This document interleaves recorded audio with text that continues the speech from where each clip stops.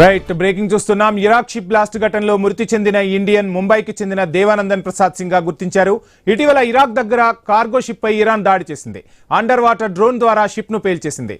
ఈ దాడిలో దేవానందన్ అక్కడికక్కడే ప్రాణాలు కోల్పోయారు. యుఎస్ కి చెందిన ఆయిల్ ట్యాంకర్ లో చీఫ్ ఇంజనీర్ గా ఆయన బాధ్యతలు నిర్వహిస్తున్నారు.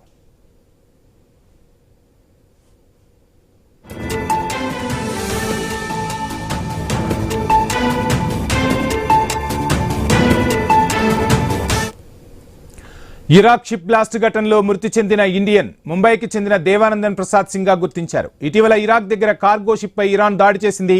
అండర్ వాటర్ డ్రోన్ ద్వారా షిప్ ను పేల్చేసింది. ఈ దాడిలో దేవానందన్ అక్కడికక్కడే ప్రాణాలు కోల్పోయారు. యుఎస్ కి చెందిన ఆయిల్ ట్యాంకర్ లో చీఫ్ ఇంజనీర్ గా ఆయన బాధ్యతలు నిర్వహిస్తున్నారు.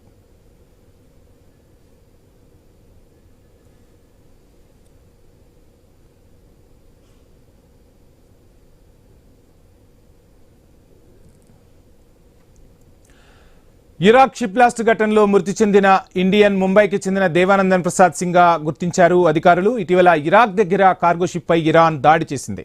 అండర్ వాటర్ డ్రోన్ ద్వారా ఆ షిప్ ను పేల్చేసింది ఇరాన్. ఈ దాడిలో భారత సంతతికి చెందిన దేవానందన్ అక్కడికక్కడే మృత్యువాత పడ్డాడు. యుఎస్ కు చెందిన ఆయిల్ ట్యాంకర్ లో చీఫ్ ఇంజనీర్ గా ఆయన బాధ్యతలు నిర్వహిస్తున్నారు.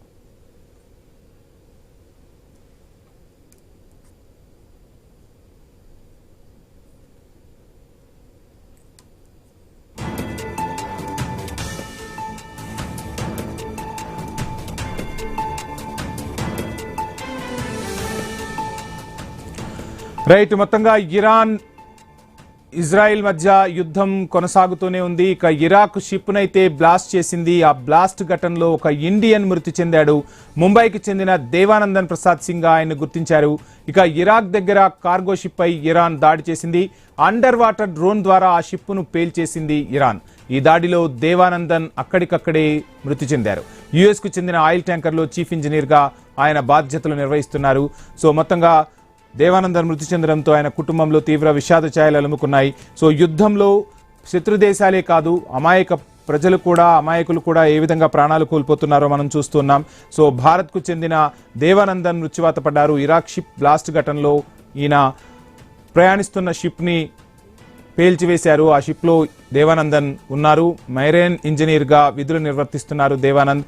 ఇక భారతీయుడు ఇరాన్ దాడిలో మృతి చెందడంతో ఒకసారిగా విషాద ఛాయలైతే అలుముకున్నాయి.